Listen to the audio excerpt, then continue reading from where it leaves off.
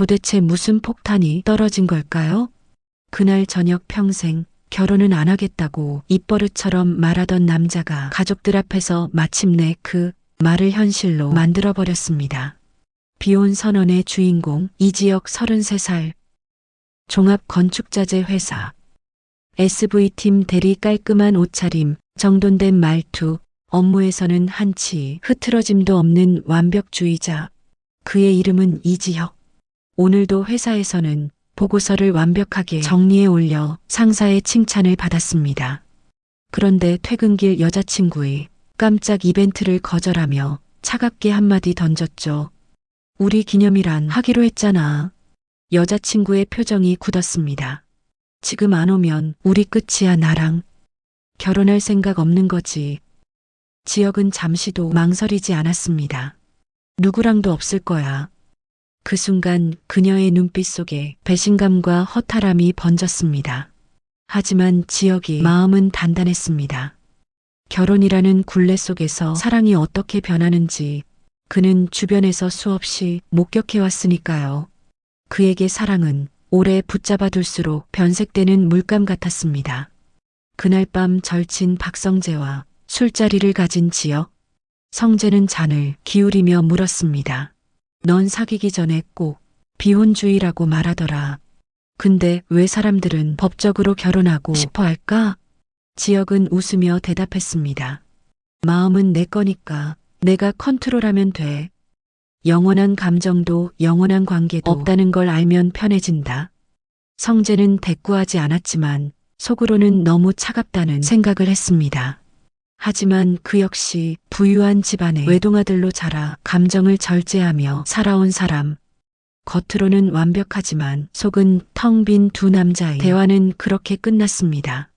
며칠 후 중고거래, 사기를 당한 후배 지은호를 발견한 두 사람. 차에서 내린 지혁이 범인을 잡는 걸 도왔고 은호는 장난스럽게 물었습니다. 이번 여자친구랑은 오래가네.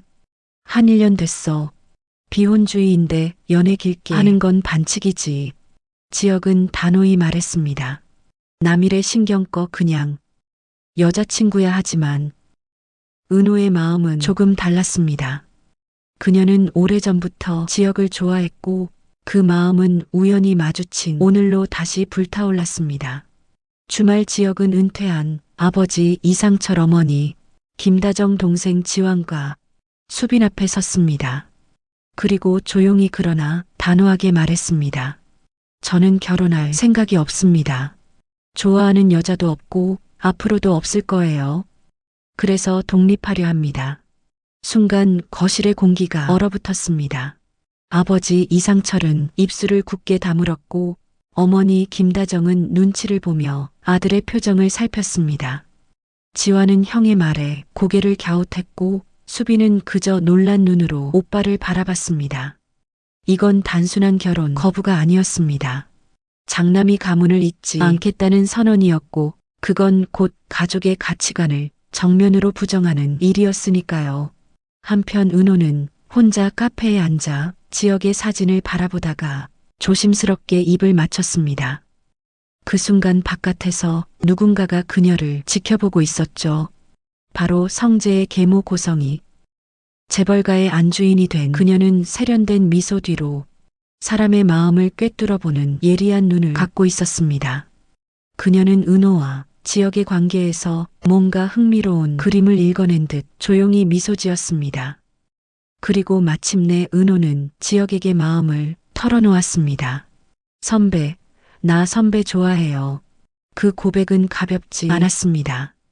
은호의 목소리에는 긴 세월 눌러온 감정과 이제는 숨기지 않겠다는 결심이 담겨 있었습니다. 지혁은 잠시 말을 잇지 못했습니다. 그의 눈빛 속에는 놀람과 어쩌면 아주 희미한 흔들림이 스쳤습니다. 하지만 이 고백이 곧바로 사랑의 시작을 의미하진 않았습니다. 지혁은 여전히 비혼주의를 지킬 생각이었고 은호는 그 사실을 알고 있었습니다. 그녀의 목표는 지혁의 결혼관을 바꾸는 것이 아니라 그가 웃게 만드는 것이었습니다. 그러나 이 둘이 관계를 뒤흔드는 사건이 이미 그림자처럼 다가오고 있었습니다. 바로 고성이의 손에 들어간 한 장의 사진.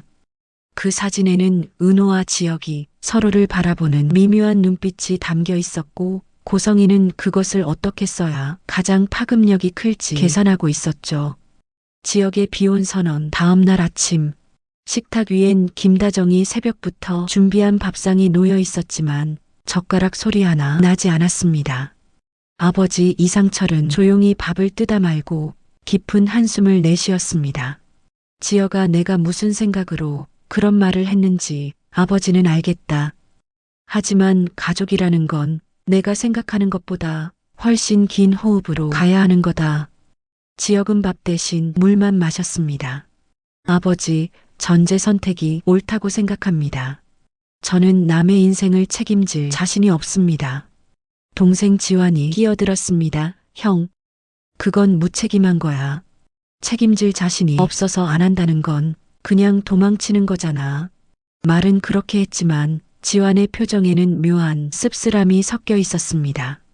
그 역시 가족 안에서 둘째 아들이라는 위치 때문에 느껴왔으니까요. 수빈은 눈치를 보다가 장난스럽게 말했습니다. 오빠, 그럼 나라도 얼른 시집 가서. 하지만 아무도. 그 시각 성재의 계모 고성이는 거울 앞에서 화장을 고치고 있었습니다. 옆에 놓인 사진 한 장. 은호가 지혁을 바라보는 눈빛이 담긴 그 사진을 성희는 천천히 테이블 위에 내려놓았습니다. 이건 그냥 로맨스가 아니야. 판을 흔들 카드지. 성희는 재벌과 안주인 자리를 지키기 위해, 그리고 필요하다면 성재까지도 희생시킬 준비가 되어 있었습니다. 그녀는 사람의 마음을 찌르는 방법을 알고 있었고 한번 꽂힌 목표는 놓치지 않는 성격이었죠. 성재는 늘 완벽하게 보였지만 사실 그 속에는 깊은 외로움이 있었습니다. 아버지 박진석의 눈에는 늘 후계자로서의 가치만이 있었고 사랑을 받는 아들이라는 감각은 사라진 지 오래였죠. 지역과의 우정은 그 공허함을 메우는 유일한 연결고리였습니다. 그래서였을까요? 성재는 지역이 은호와 가까워지는 걸 보고 묘한 질투심을 느꼈습니다. 그 감정이 사랑인지 아니면 소유욕인지 자신도 알 수 없었습니다.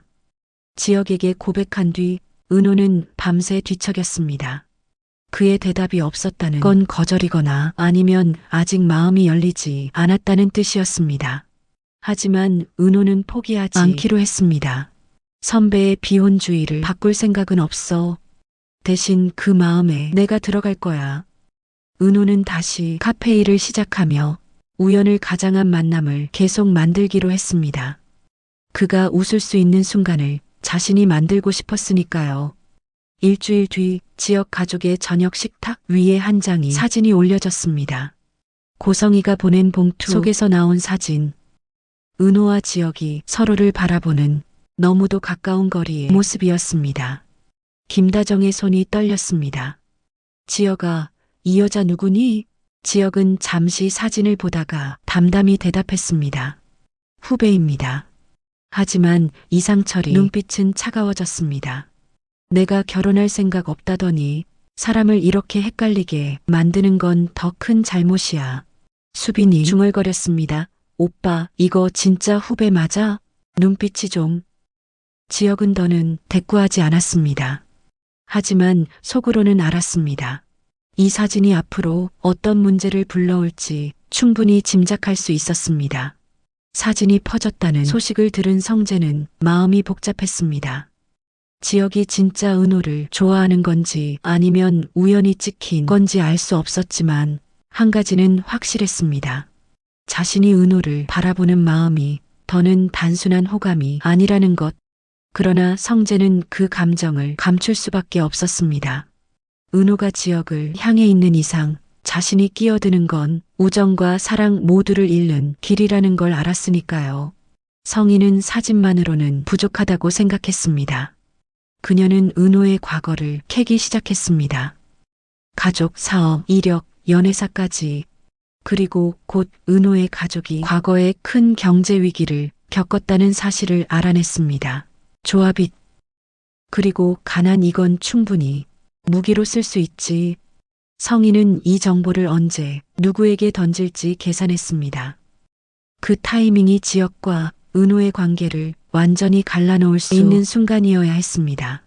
하지만 은호도 만만한 상대는 아니었습니다. 성희의 시선이 자신에게 머문다는 걸 이미 느끼고 있었으니까요. 은호는 속으로 다짐했습니다. 나를 무너뜨리려면 그 전에 선배 마음부터 지켜야지. 그녀는 일부러 지역의 회사 근처에서 작은 인테리어 프로젝트를 맡았습니다. 점심시간마다 마주칠 수 있게, 그리고 차츰 그와 대화를 늘려갈 수 있게. 그리고 마침내 성희가 움직였습니다. 박성재의 아버지 박진석에게 은호의 가족사가 담긴 자료를 건넨 것이었죠. 그날 밤 박진석은 성재를 불렀습니다.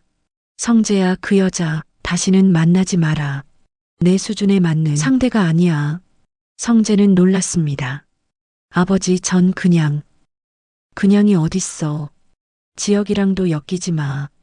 둘 다 내 인생에 방해만 될 뿐이야. 성재는 말없이 방을 나섰습니다. 그러나 그 표정에는 결심이 서 있었습니다. 아버지가 막을수록 난 더 지키고 싶어지는데. 며칠 후 이상철이 생일 저녁, 가족과 가까운 지인들이 모두 모인 자리에서 또 다른 봉투가 도착했습니다.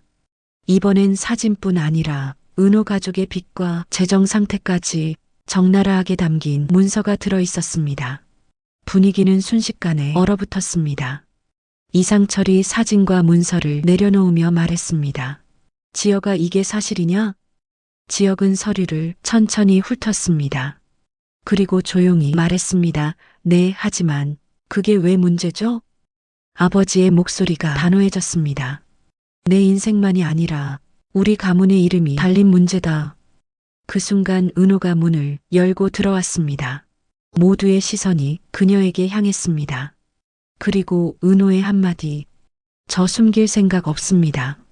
하지만 빚보다 더 무거운 건 사람 마음을 무시하는 거 아닐까요?